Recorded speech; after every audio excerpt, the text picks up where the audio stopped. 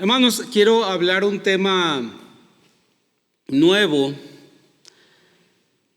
que tiene que ver con una de las expresiones de amor y cuidado que se dan dentro de la iglesia, pero es una de las expresiones de amor y cuidado que todos decimos en México, le sacamos la vuelta, rehuimos a esta manera de expresar amor y cuidado, y esta es la disciplina que ejerce la iglesia de Cristo. Perdón, sí, tenemos que dejar que los niños vayan a su clase, por favor. Gracias por avisarme.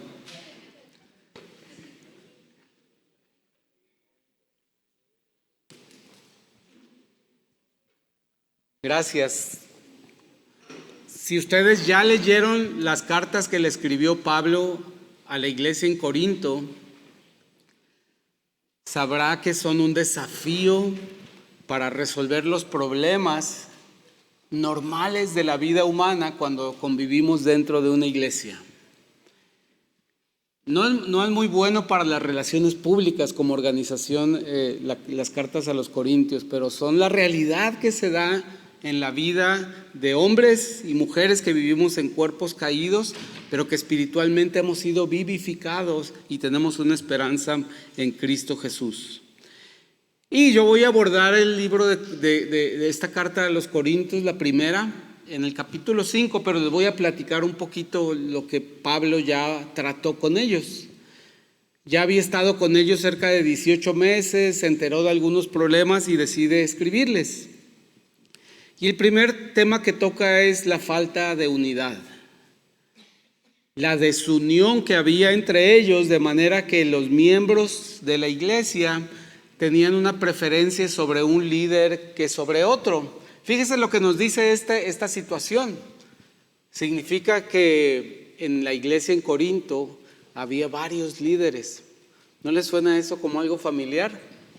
Como nuestra iglesia, que tenemos varios pastores, varios líderes. Bueno, eso ya nos da un indicio de que nuestro sistema de gobierno es bíblico, ¿verdad? Porque había en Corinto varios líderes y algunos que se identificaban con Pablo, lo apoyaban a él, otros que se identificaban con Pedro, aunque no estaba ahí ni lo conocían, pues se alineaban con el pensamiento de Pedro, otros con Apolos, pero el caso es que había grupitos que estaban divididos. Y Pablo termina haciéndoles varias preguntas y les dice: ¿por qué están divididos? ¿Acaso Cristo está dividido? ¿A poco ustedes vieron en Cristo, les hemos enseñado y mostrado un Cristo fragmentado o falto de integridad en su persona? ¿O acaso fue crucificado Pablo por ustedes como para que no tengan unidad en el cuerpo de Cristo? ¿O fueron bautizados en el nombre de Pablo como para que sigan a Pablo como el máximo líder en cuanto a su fe? Entonces así termina haciendo esa pregunta de reflexión, diciéndoles que la unidad es primordial en el cuerpo de Cristo. Pero aparte uno pensaría, qué mal de parte de Pablo, que expone la problemática de una congregación en la ciudad de Corinto, expone esa problemática usando la tecnología más avanzada que había en ese tiempo, que era la escritura de cartas que se leían en público ante un grupo de personas. Estaba ventilando un serio problema de unidad. Pero este era solamente el primero de muchos problemas que Pablo relata acerca de la iglesia en Corinto. Y es importante entender por qué lo hace Pablo, por qué expone, por qué ventila, por qué habla de problemas individuales, personales, y habla de ellos con la congregación.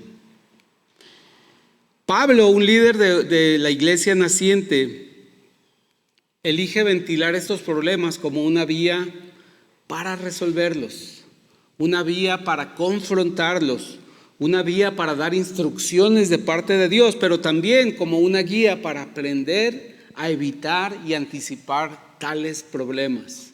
Es decir, dice lo que dice él en su carta más adelante, en el capítulo 10, dice: hablándole de las cosas que tenía que hacer la iglesia, les dice: no murmuren, ni murmuréis, dice el versículo 10, como algunos de ellos murmuraron y perecieron por el destructor. Y estas cosas les acontecieron como ejemplo y están escritas para amonestarnos a nosotros, a quienes han alcanzado los fines de los siglos. Así que el que piensa estar firme, mire que no caiga. Entonces, Pablo plasma este problema de una familia, este problema tan delicado y ustedes van a ver que leerlo no es fácil. Aborda este tema tan delicado para amonestarnos a nosotros, para enseñarnos a nosotros, para que esto no pase entre nosotros, para entender cuál es la situación. Y así todos los ejemplos que tenemos en el Antiguo Testamento de error, de pecado, de maldad, de codicia, de ambición, de desenfreno, todos esos son para que nosotros seamos instruidos en el presente, a quienes han alcanzado los fines de los siglos. Y mire qué extraño que en este pasaje Pablo escogió un problema que sigue siendo reprobable hasta hoy en día, ¿verdad? Hay muchas cosas que han cambiado con los siglos, pero este problema que Pablo escogió no ha cambiado, lo seguimos reprobando de igual manera y todos coincidimos en que es algo incorrecto, todas las culturas actuales.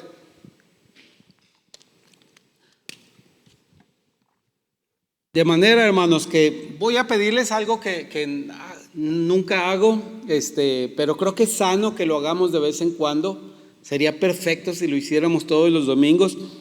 Quiero pedirle que tome su Biblia, se ponga de pie y leamos todos juntos este pasaje en el capítulo 5 de la primera carta a los Corintios. Hermanos, ustedes saben que la mitad del mensaje es que leamos el pasaje con atención y con la intención de ser guiados por Dios a tomar decisiones. Así es que esto dice, no tenemos prisa en acabarlo rápido. Dice así: de cierto se oye que hay entre vosotros fornicación, y tal fornicación cual ni aún se nombra entre los gentiles, tanto que alguno tiene la mujer de su padre, y vosotros estáis envanecidos. ¿No debierais más bien haberos lamentado para que fuese quitado de en medio de vosotros el que cometió tal acción?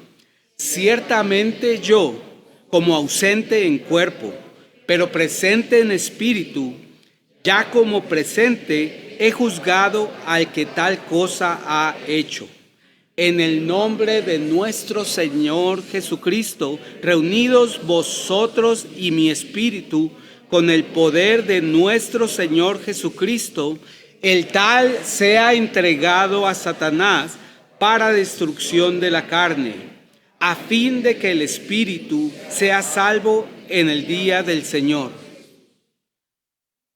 Vuestra jactancia, ¿no sabéis que un poco de levadura leuda toda la masa?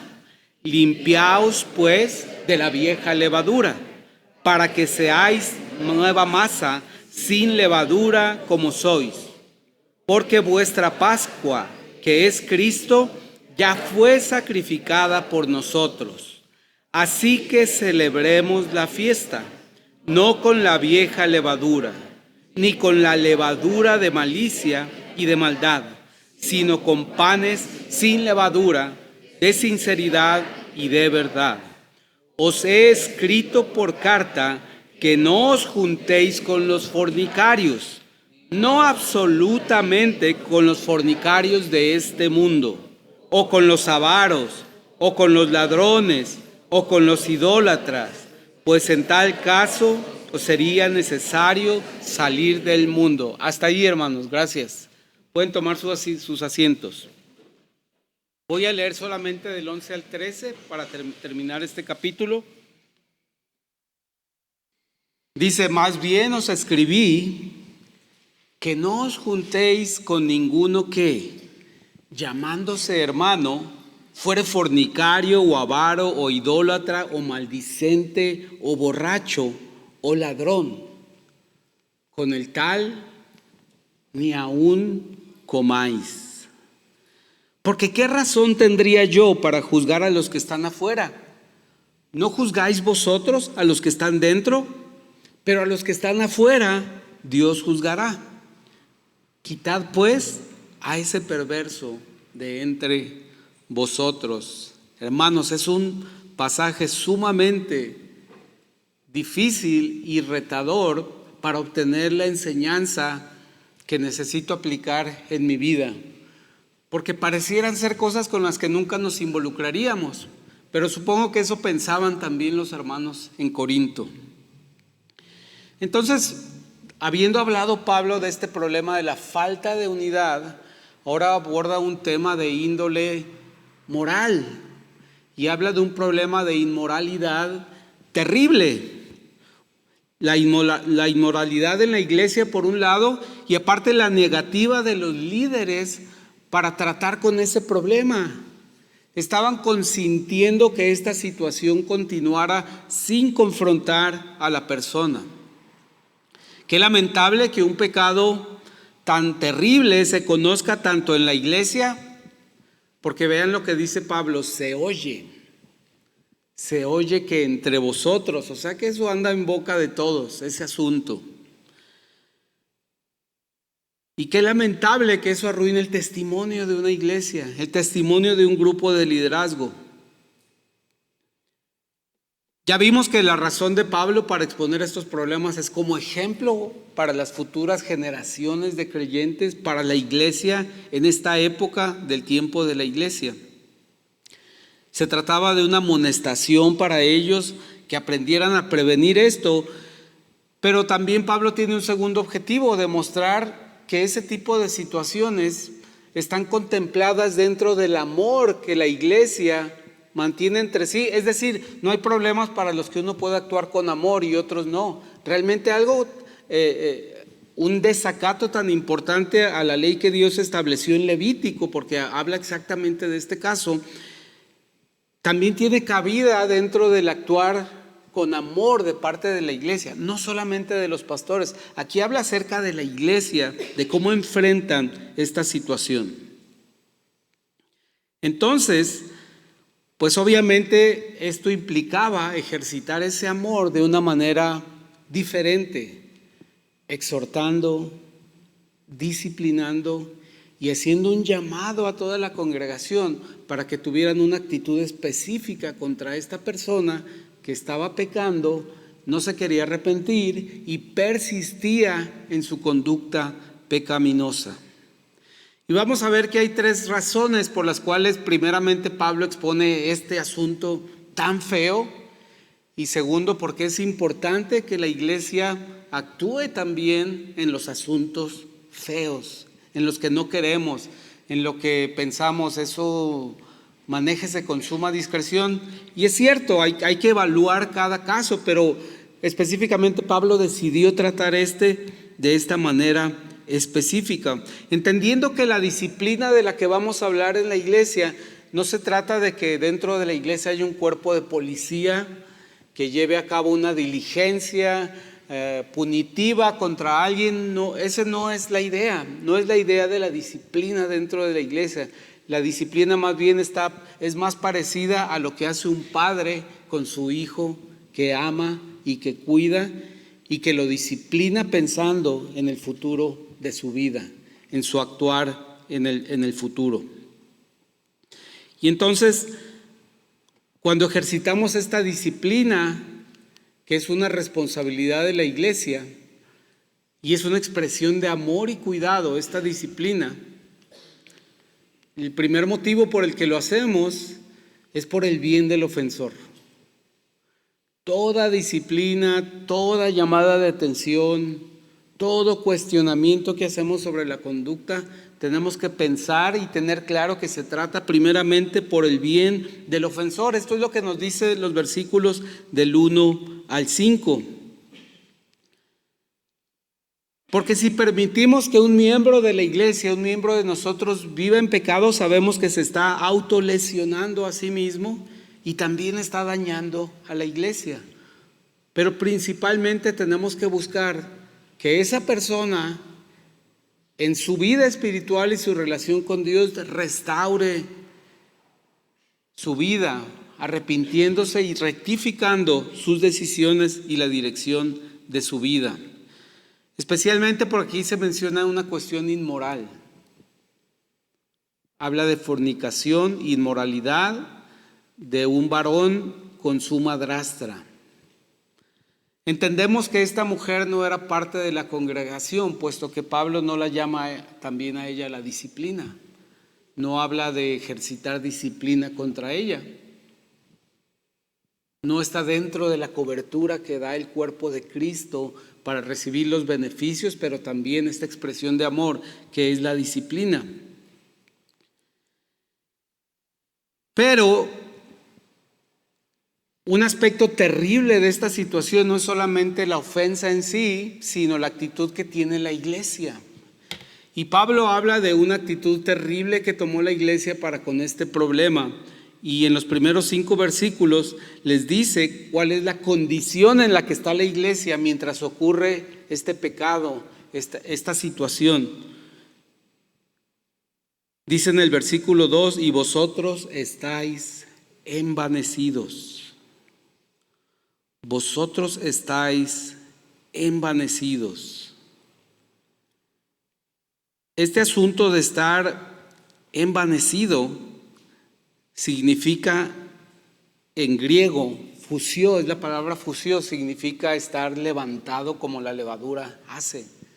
La levadura hace que algo se infle. La levadura hace que algo tome un volumen que normalmente no le correspondería. Y eso estaba pasando en el ego de esta iglesia. Por alguna razón, no entendemos cuál era la motivación de los líderes para no señalar a esta persona, para no confrontar a esta persona, para no darle la orden de que cesara y desistiera de ese pecado. Por alguna razón pensaron, bueno, vamos a esperar, vamos a ver qué pasa, vamos a permitir esto, o quizá veían algunos atenuantes en ese caso, pero eso significaba que estaban envanecidos, pensaban que estaban obrando bien al tolerar eso. Estaba orgullosa de tener una actitud liberal ante esta situación, pero Pablo les dice en contraste que deberían estar lamentándose. Deberían estar lamentando esa situación. Y la palabra que usa para lamentar, penseo en griego, significa lamentarse por la muerte de alguien. Entonces Pablo les dice, cuando hay esta situación de pecado en medio de ustedes, deberían estar muy tristes por lo que está pasando, por lo que le está pasando a esta familia. Sin embargo, están envanecidos, están pensando que están haciendo lo correcto, están hinchados en su orgullo, están como si estuvieran llenos de levadura. La iglesia estaba envanecida. Su actitud era, quizá pensaban que tenían una mente amplia. No, es que nosotros estamos permitiendo que es la cultura que tenemos aquí en Corinto, le estamos dando cabida en la iglesia para que vean que somos, incluimos a los demás y permitimos otras maneras diferentes de pensar. Pero esto era una cuestión demasiado contundente y demasiado clara que establecía Dios en su palabra. En Levítico 18:8 habla de esta transgresión. Pero Pablo nos dice que él mismo juzga al hombre e instruye a la iglesia a segregarlo, a excluirlo del compañerismo con la iglesia. Esa es la instrucción que da Pablo. Dice, yo ya juzgué esa situación, aunque estoy ausente en el cuerpo, pero presente en el espíritu, y como presente en el cuerpo ya he juzgado esta situación. Y les dice para que no les quepa duda, no les dice de acuerdo con la opinión de Pablo, de acuerdo con la experiencia de Pablo, dice, en el nombre de nuestro Señor Jesucristo, reunidos vosotros y mi espíritu, con el poder de nuestro Señor Jesucristo. Lo vuelve a mencionar, que esto emana de la convicción de ser discípulos de Cristo. Habla del hombre, el tal se ha entregado a Satanás para destrucción de la carne, a fin de que el espíritu sea salvo en el día del Señor Jesús. Yo sé que estas palabras suenan terribles, ¿verdad? Nos recuerda la época, siglos después, cuando acusaban a alguien de brujería y lo sometían a una prueba, ¿verdad? Una o dos pruebas, ¿verdad? Una es que lo arrojaban a un estanque de agua con brazos y manos amarradas y decían: si practica la brujería se va a ahogar, pero si no, va a flotar. Entonces el resultado es que se ahogaban, o la otra alternativa era someterlos a otro elemento, que era el fuego, ¿verdad? Entonces pareciera que Pablo está hablando esto cuando hablamos de que este hombre se ha entregado a Satanás para destrucción de la carne. En realidad, lo que les está diciendo es que él se ha quitado de en medio de ellos, que se ha excluido de la congregación, de ser llamado un creyente. Dices, no pueden convivir con una persona que dice conocer y seguir a Cristo y está actuando como quien no lo conoce y quien no ha recibido la gracia de parte de Dios. Y fíjense que aquí Pablo está hablando que esta acción disciplinaria la ejerce toda la iglesia. No es que un pastor lo cite para darle la noticia, puede ser que así sea prácticamente, pero la idea es que la iglesia apoye esta decisión y se sume a este llamado de Pablo. Debido a que este hombre rehusaba arrepentirse, había que excluirlo del compañerismo y la comunión. No podía estar en ese pecado, envuelto en ese pecado, involucrado en ese pecado continuamente y presentarse delante de los hermanos como si nada estuviera pasando. Pablo pone algo interesante, que desafortunadamente hemos perdido esta práctica de hacer primeramente este autoexamen de conciencia, rendirle cuentas a otro creyente, estar al pendiente de otro creyente y llamar a cuentas al creyente cuando se equivoca, cuando comete pecado. Y si persiste y no quiere arrepentirse, porque la intención es llamar al arrepentimiento y que la persona tome una decisión diferente, pero si no lo hace, Pablo nos dice hay que excluirlo del compañerismo con la iglesia. Es muy fuerte porque son acciones radicales, son acciones difíciles, pero igual es la enseñanza que nos está dando el Señor este día. Es un gran reto para nosotros demostrar amor y cuidado a través de la disciplina y a través de acciones como la que está describiendo Pablo. De hecho, un autor dice que la disciplina es un ministerio olvidado en muchas iglesias de hoy en día. Pero la realidad es que si en verdad nos amamos unos a otros, como lo hacemos con un hermano, con un hijo, con un familiar, y si el pastor ama a su rebaño, va a vigilar que se les advierta continuamente a los descarriados y se les discipline por su bien. El objetivo de esta disciplina, hermanos, de excluir a una persona del compañerismo no era cortarlo, no era desterrarlo por completo de esto. No se trataba de perder un miembro, sino darle la oportunidad de que se arrepintiera, privarlo de los beneficios de estar convivir con la iglesia de Cristo, para que entendiera, meditara y se arrepintiera de su pecado. Entonces, primeramente lo importante es el beneficio del ofensor, el bien del ofensor. Y en segundo lugar, obviamente por el bien de la iglesia. Dice los versículos 6 a 8 que esto era conveniente para la iglesia no estar consintiendo esas situaciones. Es necio que una iglesia mantenga una mente abierta y una tolerancia y que esté dispuesta a aceptar a cualquier y a todo miembro sin importar cómo están viviendo. Si así lo hemos hecho en cierta medida, en menor o mayor medida, pues qué mal por nosotros, porque no estamos atendiendo esta instrucción. Hemos dejado este capítulo de de la carta de Pablo en el olvido, empolvándose. Pero es tan importante como cualquier otra enseñanza. ¿Usted le abriría la puerta de su casa a cualquiera que toque? No, ¿verdad? Generalmente desde que ya suena que hay un carro afuera, ya nos estamos asomando para prevenir quién pudiera ser. O nos asomamos por la ventana una vez que tocan, o tenemos una mirilla en la puerta, o algunos tienen una cámara para ver quién tocó, porque no le abriríamos la puerta a cualquiera que toca. Debe ser lo mismo en la iglesia. Porque dice el Señor que no todo el que le llama Señor, Señor, es de su pueblo. Entonces tenemos que ser cuidadosos para proteger la integridad y el bienestar de la iglesia de Cristo. Fíjense qué curioso que es mucho más difícil unirse a diversas organizaciones del mundo que unirse a una iglesia cristiana local. Las iglesias abrimos las puertas y permitimos que cualquiera llegue y conviva y de repente ya le dimos una responsabilidad o colabora en algo.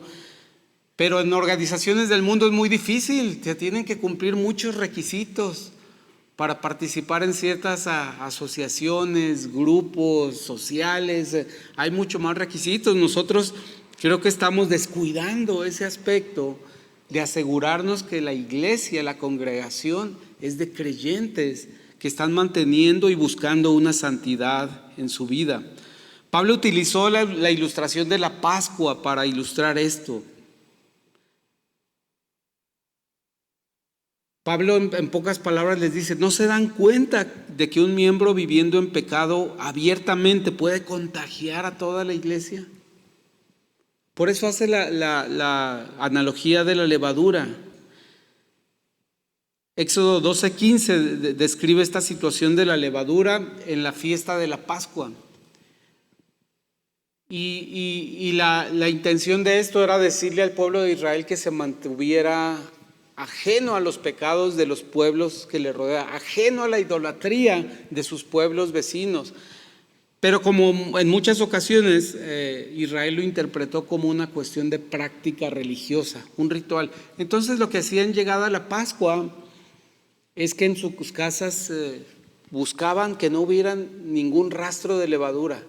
Para empezar, la que tenían ahí donde guardaban la comida, la sacaban, barrían, limpiaban, no debía quedar un polvito de levadura por ahí, nada, porque esa era su interpretación de cumplir esto. Y el Señor les dijo, esa semana, esa fiesta, cocinen sus panes sin levadura, para que entiendan que como pueblo deben mantenerse limpios, porque la levadura contamina toda la masa, en el sentido de que la afecta. No debemos permitirnos, hermanos, como creyentes, que la levadura del pecado crezca en silencio en la iglesia y genere problemas y vergüenza. Es mejor atender este consejo de Pablo. No se trata de que invoquemos a Satanás y le digamos, mira, te entregamos a esta persona. No es esa la situación. Se refería Pablo a excluirlo de la convivencia con la congregación. Pensando Pablo, si se aleja por completo, pues su cuerpo será destruido por las consecuencias de su pecado, pero él mismo será salvo, porque es creyente, porque ha sido receptor de la gracia salvadora de Cristo Jesús. Entonces hay esta figura de que para el judío la levadura era sinónimo de pecado, algo que se difundía, algo que crecía, que no importa que fuera un poquito de levadura, siempre iba a tener un impacto en toda la masa que estaba donde se había depositado. Cristo murió por nosotros, no para hacernos como el mundo, sino para hacernos semejantes a Él. Él dice en 1 de Pedro 1:16, sed santos porque yo soy santo. Significa que cada miembro de la iglesia debe velar para que la levadura del pecado no crezca en su vida e invada todos los aspectos de su vida, ni afecte a la congregación. Pero entonces nos surge la pregunta, bueno, pero esto es muy delicado, esto de privar a alguien de la convivencia, privar a alguien de la comunión con la iglesia. Es algo bastante delicado. Es algo que toda la iglesia tiene que estar de acuerdo, no es algo que un pastor unilateralmente puede decidir, es algo que tiene, como dijo Pablo, unidos mi espíritu y el de ustedes. Hagamos esto. Entonces uno se pregunta, pero entonces ¿en qué caso se puede excluir a un creyente de la convivencia con la congregación? Y la palabra de Dios en el Nuevo Testamento obviamente nos da los casos en los que esto debe ocurrir. Y menciona, por ejemplo, en el primer caso, dice Mateo 18, 15, 17, que aquel que no arregla sus diferencias personales con otro, aquel que persiste en estar en conflicto con otra persona, en resentimiento, peleado, en enemistad con otro, no merece estar en la convivencia. Quien no arregla sus diferencias personales no merece el privilegio de la convivencia. Ahí ya nos va dando un indicio para que hagamos un examen, hermano. Porque aquí se trata de hacer un examen. Si yo estoy en una de estas situaciones que voy a describir, estos 5 casos que describe la Biblia, que me privan de la convivencia de la iglesia, que me deben privar de esto, pues tengo que hacer un cambio, tengo que arrepentirme antes de que nos pongamos de acuerdo y decidamos privarte o privarme de la comunión con la iglesia. No es un juego, hermano. Ojalá fuera algo así bonito de nomás reunirnos y quien pueda venga, quien no pueda no venga. Pero es serio, lo que dice la palabra de Dios es serio. Quien no arregla sus diferencias personales no debe participar de la comunión con la iglesia. ¿Qué significa esto prácticamente, hermanos? Si tienes un conflicto, una enemistad con alguien más de esta congregación, ven con nosotros, acércate a un tercero para que les ayude a remendar esos lazos de unión. Pero hazlo pronto, hermano. No vaya a ser que el Señor nos muestre, como dijo Pablo, en el nombre del Señor Jesucristo, te digo que el tal se ha extraído de la congregación.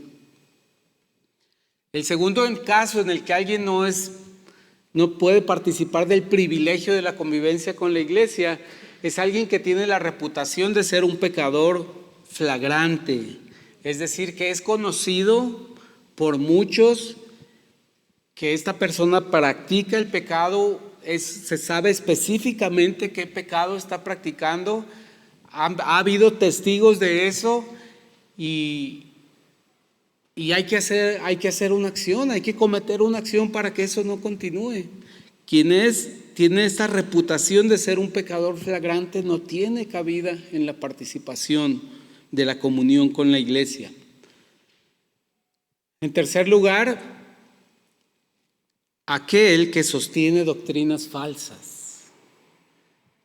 Mucho cuidado, hermanos, porque los medios de comunicación nos han dado acceso a todo tipo de doctrinas y quizá están presentadas de una manera muy atractiva, de una manera que apela a algunos aspectos de nuestra personalidad con los que nos identificamos y sentimos que la manera que habla esta persona me empodera, me da el lugar que me merezco, habla por mí y por mis deseos y por mis anhelos. Entonces yo hablo de ese video que yo vi y lo voy a compartir con mis hermanos, con mis hermanas, porque creo que eso es lo correcto.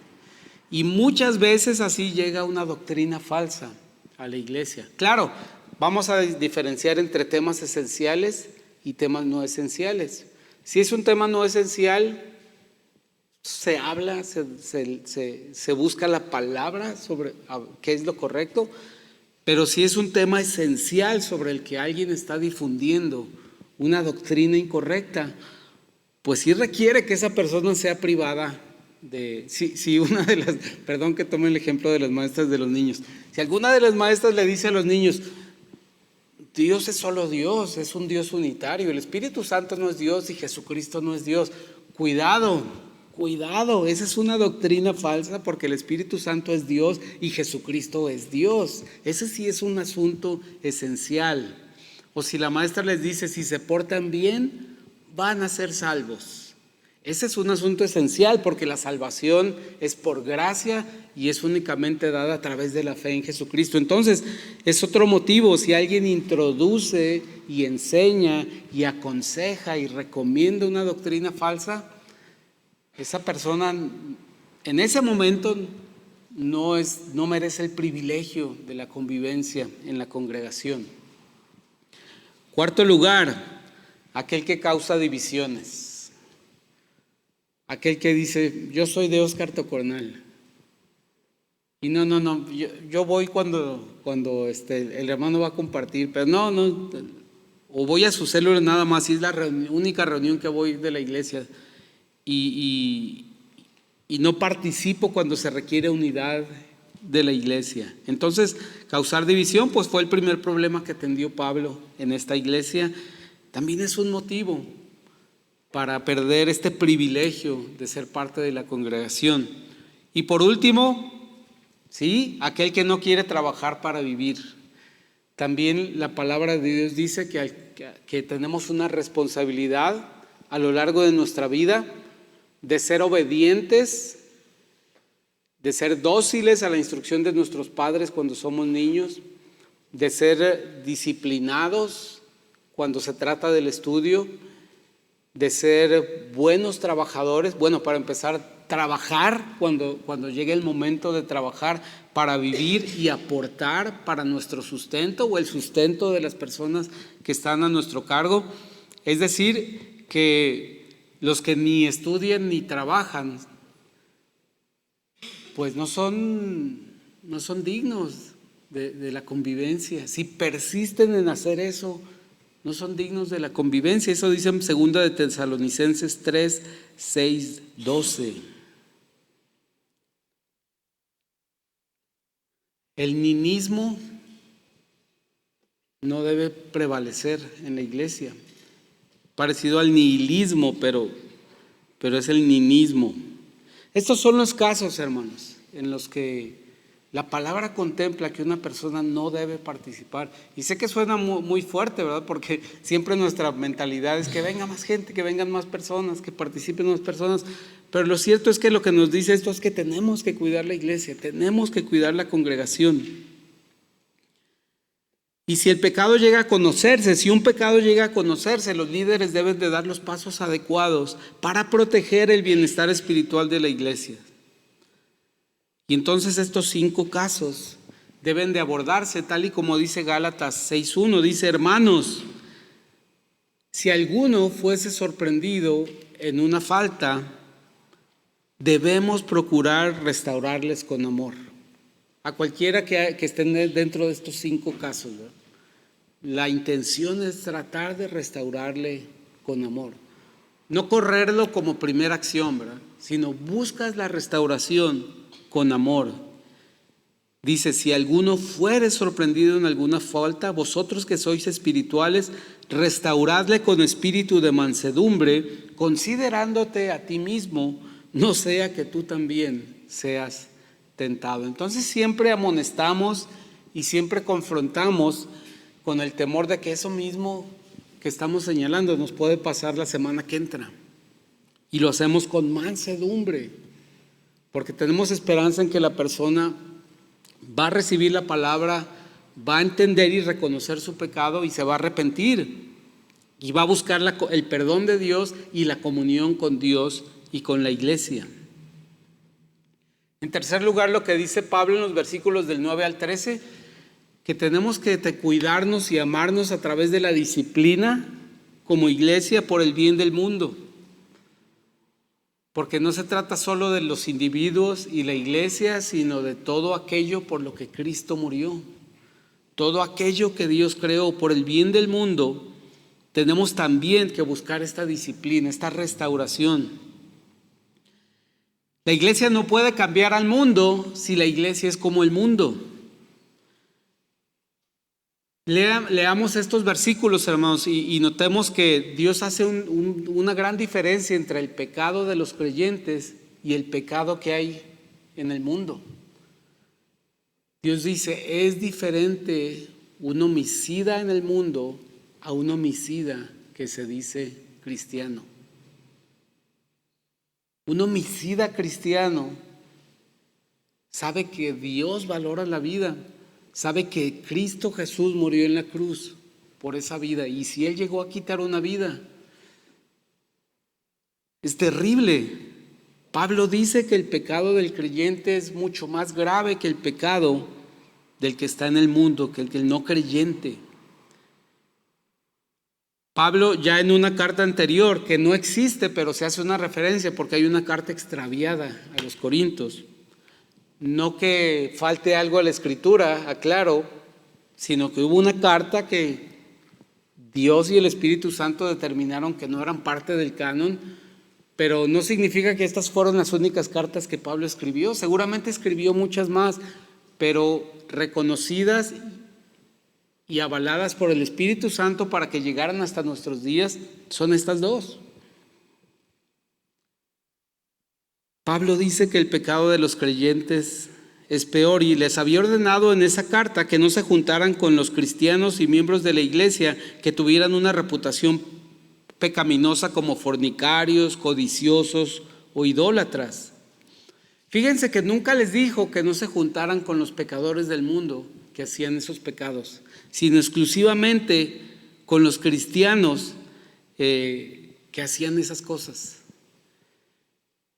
¿Y saben qué nos confirma esto? Que a Jesús mismo le decían que era amigo de pecadores. No hay problema con que nos digan amigos de pecadores. El problema es que seamos amigos de uno que se dice creyente y persiste en su pecado. Eso sí, Dios nos confronta contra esa situación. Una de las razones por la que la iglesia de hoy tiene tan poca influencia en el mundo es porque tiene muy poca influencia en la iglesia.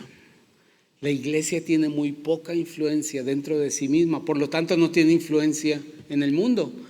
Por eso cuando vino la pandemia del COVID no nos consideraron como una organización esencial para que siguiéramos reuniéndonos. Algo nos falta, hermanos. Entre muchas cosas nos falta tener una disciplina sana que nos permita, por un lado, cuidar estas tres cosas, pero también que todo creyente se sienta cuidado, que sabe que si cae en algo, alguien va a venir a decirle, a amonestarle, con mansedumbre, a confrontarlo con su pecado. Eso es un seguro, hermanos. Eso es un seguro para la santidad. Al grado que Pablo les dice, no, si les aconsejara que no se juntaran con los codiciosos, con los idólatras del mundo, pues los tendría que sacar del mundo. Tendrían que vivir en el polo sur o en el polo norte para que pasara eso.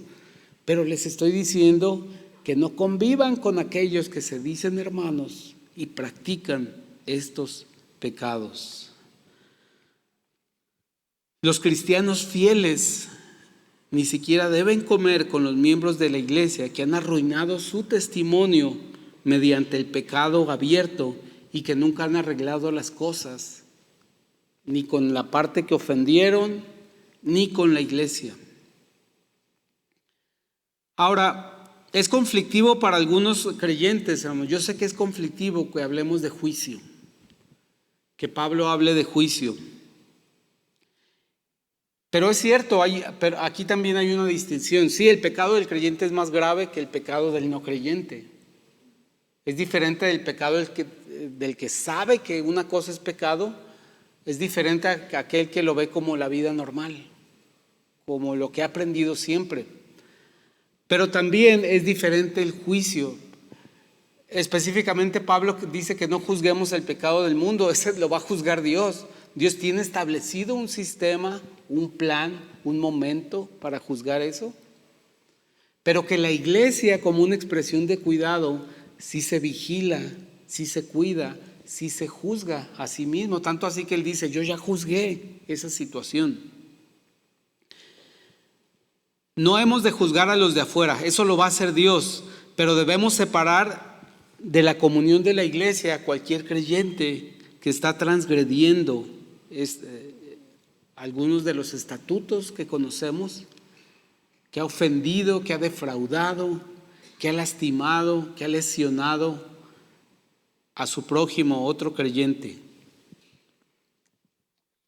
Ahora, Esto no debe hacerse a la ligera, hermanos, como ponerse a decir, a partir de mañana tú ya no puedes venir. No es ese el proceso. Debe haber oración conjunta, consulta de la situación con la persona, meditación de la palabra. Cada problema serio de pecado tiene que ser revisado con la palabra de Dios, con la persona, antes de separarlo de la convivencia. Todo esto está revestido de amor sincero. Y este acto de disciplina, hermanos, es un acto que beneficia al mundo.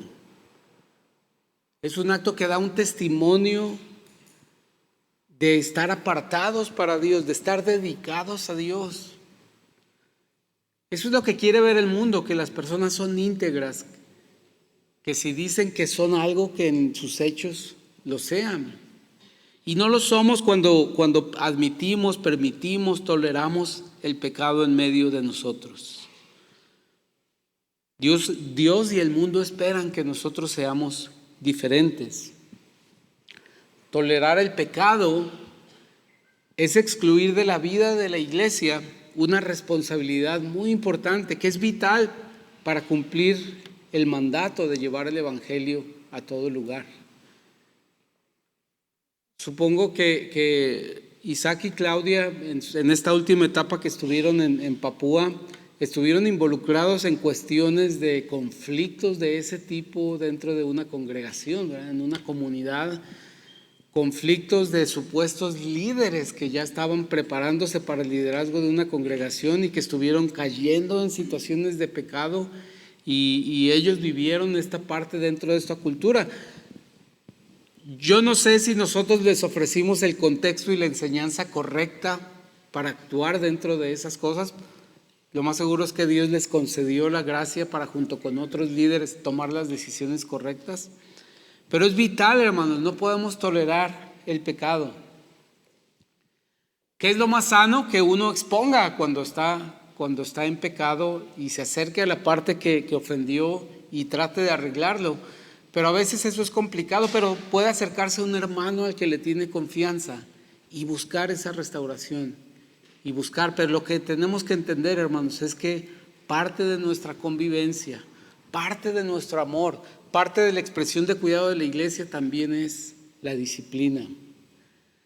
Que Dios nos conceda abordar a esta parte del cuidado que debemos tener unos para con los otros. No basta solamente voy a estar orando por ti. No basta solamente necesitas, ¿qué tipo de apoyo necesitas?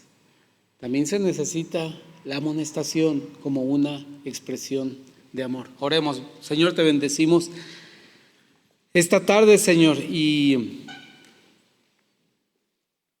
entendemos que tú quieres preservar a tu novia, tu iglesia, Señor, santa, pura, perseverando en la fe, perseverando en santidad. Señor, perdónanos si como congregación hemos desatendido tu mandato de cuidarnos entre nosotros por medio de la disciplina, por medio de la amonestación, incluso por medio de apartar a algunos de la convivencia, Señor. Padre, que sea tu Espíritu Santo el que nos muestre la forma en la que actuamos en medio de estas situaciones. Bendícenos para cuidar a cada ofensor, Señor, a cada persona que está en necesidad porque ha cometido pecado y persiste en pecado. De manera que podamos bendecir a tu iglesia, Señor, que tiene una misión tan importante en la actualidad. Y que podamos bendecir al mundo también a través de esto, Señor. Tú sigue enseñándonos, Señor, a cada uno esta semana a través de esta palabra, a través de este pasaje, Señor. En Cristo Jesús te agradecemos, Padre. Amén.